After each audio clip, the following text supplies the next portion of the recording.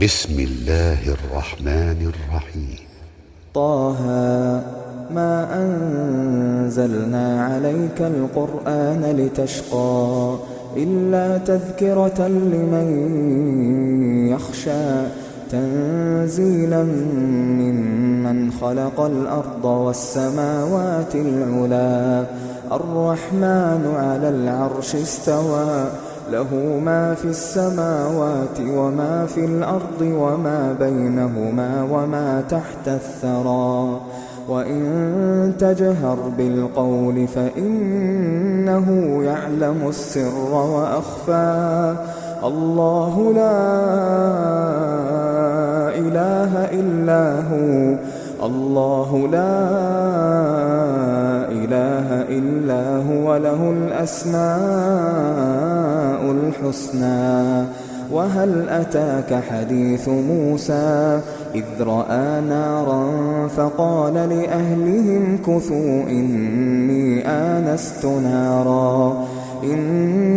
آنست نارا لعلي آتيكم منها بقبس أو أجد على النار هدى فلما أتاها نودي يا موسى إني أنا ربك فاخلع نعليك إنك بالواد المقدس طوى وأنا اخترتك فاستمع لما يوحى إنني أنا الله لا إله إلا أنا فاعبدني وأقم الصلاة لذكري إن الساعة آتية أكاد أخفيها لتجزى كل نفس بما تسعى فلا يصدنك عنها من لا يؤمن بها واتبع هواه فتردى وما تلك بيمينك يا موسى قال هي عصاي أتوكأ عليها وأهش بها على غنمي ولي فيها مآرب أخرى قال ألقها يا موسى فألقاها فإذا هي حية تسعى قال خذها ولا تخف سنعيدها سيرتها الأولى واضمم يدك إلى جناحك تخرج بيضاء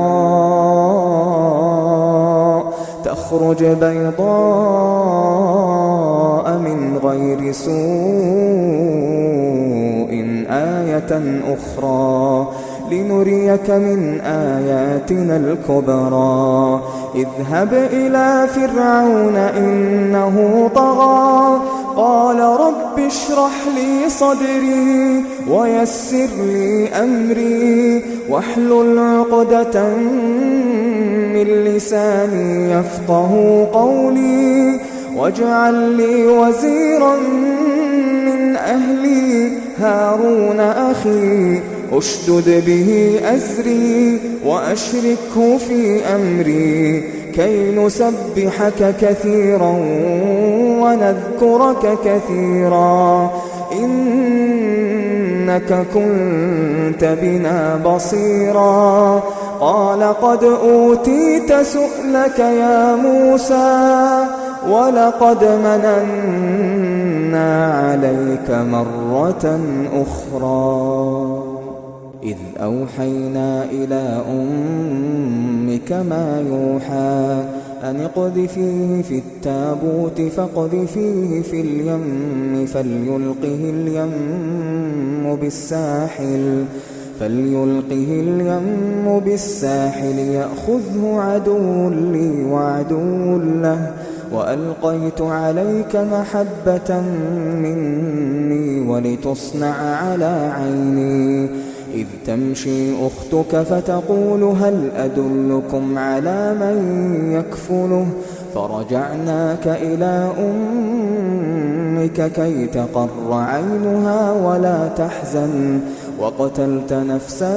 فنجيناك من الغم وفتناك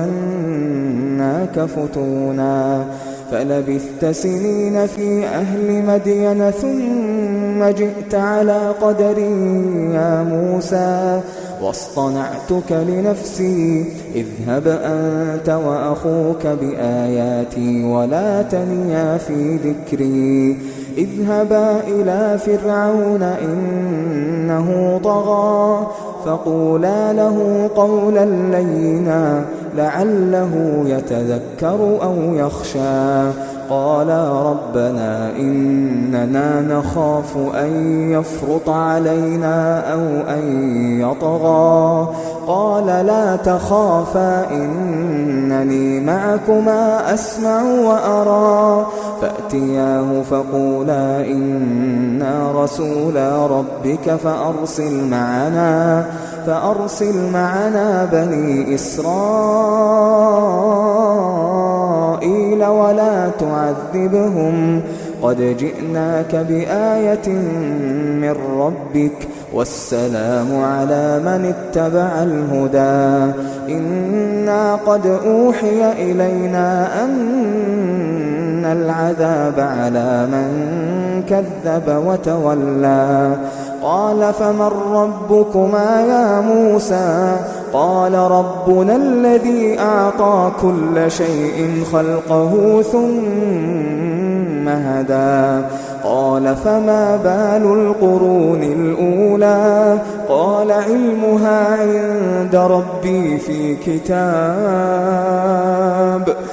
كتاب لا يضل ربي ولا ينسى الذي جعل لكم الأرض مهدا وسلك لكم فيها سبلا وأنزل من السماء ماء فأخرجنا به أزواجا من نبات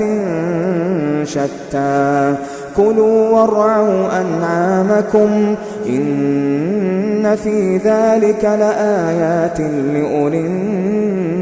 النهى منها خلقناكم وفيها نعيدكم ومنها نخرجكم تارة أخرى ولقد أريناه آياتنا كلها فكذب وأبى قال أجئتنا لتخرجنا من أرضنا بسحرك يا موسى فلنأتينك بسحر مثله فاجعل بيننا وبينك موعدا لا نخلفه نحن ولا أنت مكانا سوى قال موعدكم يوم الزينة وأن يحشر الناس ضحى فتولى فرعون فجمع كيده ثم أتى قال لهم موسى ويلكم لا تفتروا على الله كذبا فيسحتكم بعذاب وقد خاب من افترى فتنازعوا أمرهم بينهم وأسروا النجوى قالوا إن هذان لساحران يريدان أن يخرجاكم من أرضكم بسحرهما ويذهبا بطريقتكم المثلى فأجمعوا كيدكم ثم أتوا صفا وقد أفلح اليوم من استعلى قالوا يا موسى إما أن تلقي وإما أن نكون أول من ألقى قال بل ألقوا فإذا حبالهم وعصيهم يخيل إليه من سحرهم أنها تسعى فأوجس في نفسه خيفة موسى قلنا لا تخف إنك أنت أنت الأعلى وألق ما في يمينك تلقف ما صنعوا إنما صنعوا كيد ساحر ولا يفلح الساحر حيث أتى فألقي السحرة سجدا قالوا آمنا برب هارون وموسى قال آمنتم له قبل أن آذن لكم إنه لكبيركم الذي علمكم السحر فلأقطعن أيديكم وأرجلكم من خلاف ولأصلبنكم في جذوع النخل ولتعلمن أينا أشد عذابا وأبقى قالوا لن نؤثرك على ما جاءنا من البينات والذي فطرنا فاقض ما أنت قاض إنما تقضي هذه الحياة الدنيا إنما تقضي هذه الحياة الدنيا إنا آمنا بربنا ليغفر لنا خطايانا وما أكرهتنا عليه من السحر والله خير وأبقى إنه من يأت ربه مجرما فإن له جهنم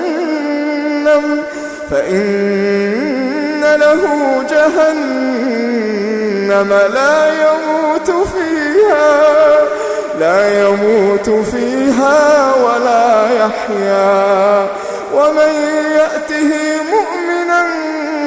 قد عمل الصالحات فأولئك لهم الدرجات العلى جنات عدن تجري من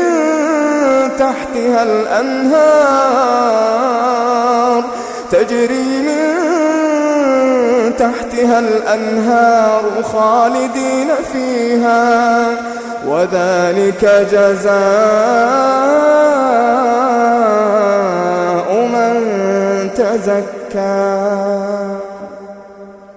ولقد أوحينا إلى موسى أن أسر بعبادي فاضرب لهم طريقا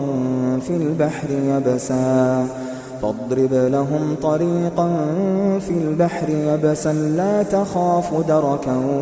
ولا تخشى فأتبعهم فرعون بجنوده فغشيهم من اليم ما غشيهم وأضل فرعون قومه وما هدى يا بني إسرائيل قد أنجيناكم من عدوكم وواعدناكم جانب الطور الأيمن ونزلنا عليكم المن والسلوى كلوا من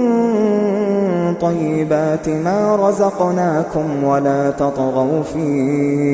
ولا تطغوا فيه فيحل عليكم غضبي ومن يحلل عليه غضبي فقد هوى وإني لغفار لمن تاب وآمن وعمل صالحا ثم اهتدى وما أعجلك عن قومك يا موسى قال هم أولئك على أثري وعجلت إليك رب لترضى قال فإنا قد فتنا قومك من بعدك وأضلهم السامري فرجع موسى إلى قومه غضبان أسفا قال يا قوم ألم يعدكم ربكم وعدا حسنا أفطال عليكم العهد أم أردتم أن يحل عليكم غضب من ربكم فأخلفتم موعدي قالوا ما أخلفنا موعدك بملكنا ولكننا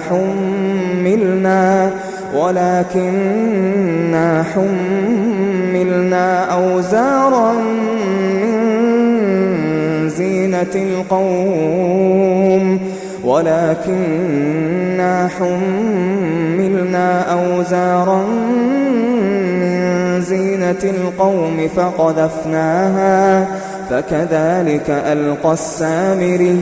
فأخرج لهم عجلا جسدا له خوار فقالوا هذا إلهكم وإله موسى فنسي أفلا يرون ألا يرجع إليهم قولا ولا يملك لهم ضرا ولا نفعا ولقد قال لهم هارون من قبل يا قوم إنما فتنتم به وإن ربكم الرحمن فاتبعوني وأطيعوا أمري قالوا لن نبرح عليه عاكفين حتى يرجع إلينا موسى قال يا هارون ما منعك إذ رأيتهم ضلوا ألا تتبعني أفعصيت أمري قال يا ابن لا تأخذ بلحيتي ولا برأسي إني خشيت أن تقول فرقت بين بني إسرائيل ولم ترقب قولي قال فما خطبك يا سامري قال بصرت بما لم يبصروا به فقبضت قبضة من أثر الرسول فنبذتها وكذلك سولت لي نفسي قال فاذهب فإن لك في الحياة أن تقول لا مساس وإن لك موعدا لن تخلفه وانظر إلى إلهك الذي ظلت عليه عاكفا لنحرقنه ثم لننسفنه في اليم نسفا إنما إلهكم الله الذي لا إله إلا هو وسع كل شيء علما كذلك نقص عليك من أنباء ما قد سبق وقد آتيناك من لدنا ذكرا من أعرض عنه فإنه يحمل يوم القيامة وزرا خالدين فيه وساء لهم يوم القيامة حملا يوم ينفخ في الصور ونحشر المجرمين يومئذ زرقا يتخافتون بينهم إن لبثتم إلا عشرا نحن أعلم بما يقولون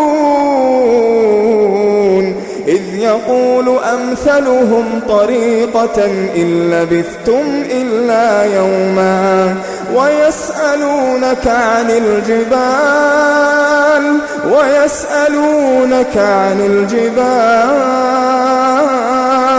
فقل ينسفها ربي نسفا فيذرها قاعا صفصفا لا ترى فيها عوجا ولا أمتا يومئذ يتبعون الداعي لا عوج له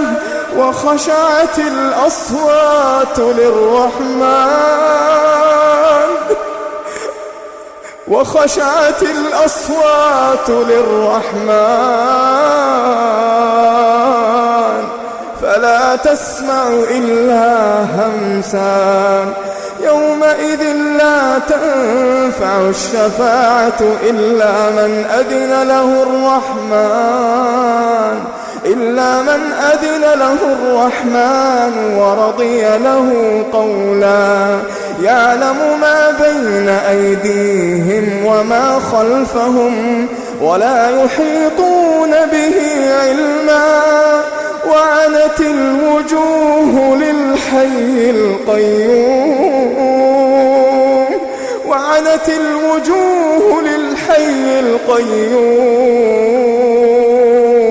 وقد خاب من حمل ظلما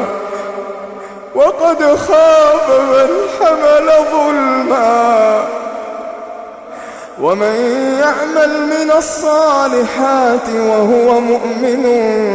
فلا يخاف ظلما ولا هضما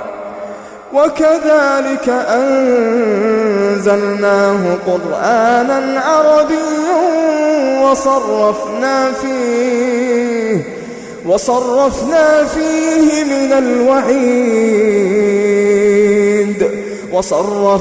فيه من الوعيد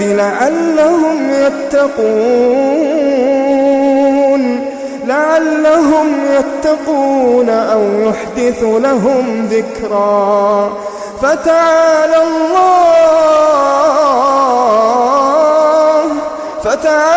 الله الملك الحق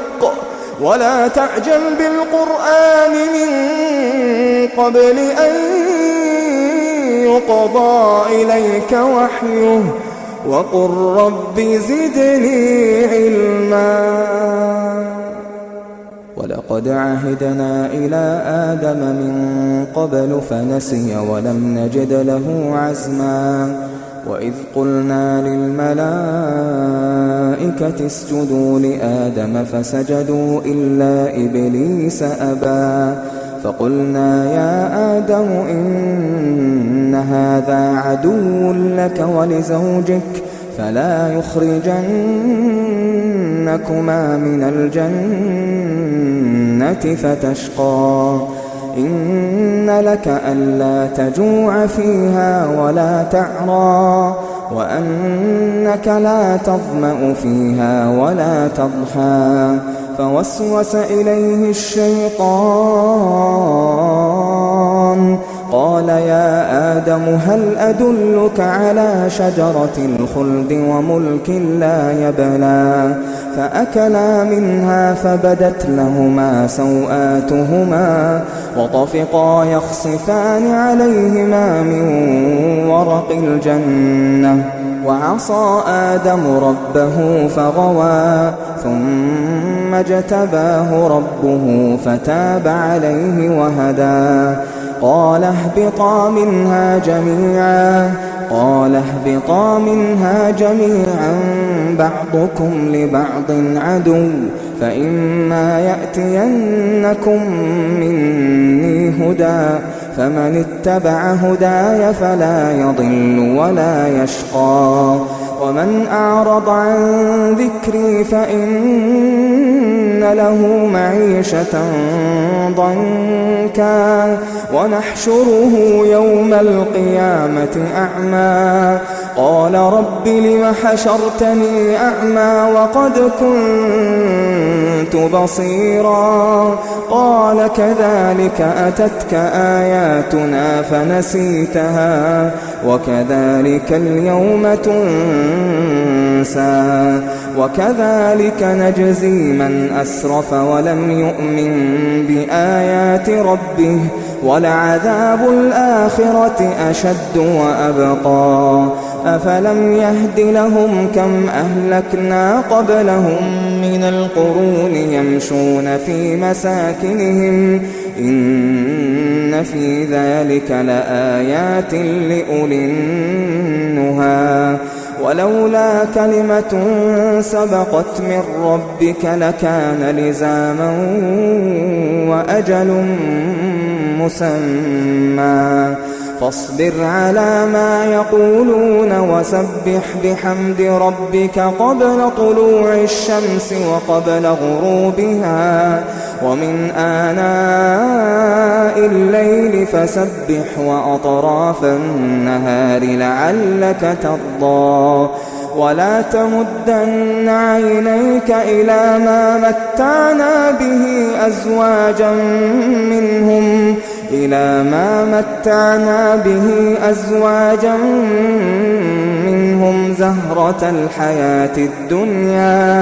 زهرة الحياة الدنيا لنفتنهم فيه ورزق ربك خير وأبقى وأمر أهلك بالصلاة واصطبر عليها لا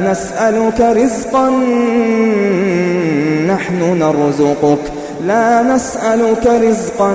نحن نرزقك والعاقبة للتقوى وقالوا لولا يأتينا بآية من ربه أولم تأتهم بينة ما في الصحف الأولى ولو أنا أهلكناهم بعذاب من قبله لقالوا ربنا لولا أرسلت إلينا رسولا فنتبع آياتك من قبل أن نذل ونخزى قل كل متربص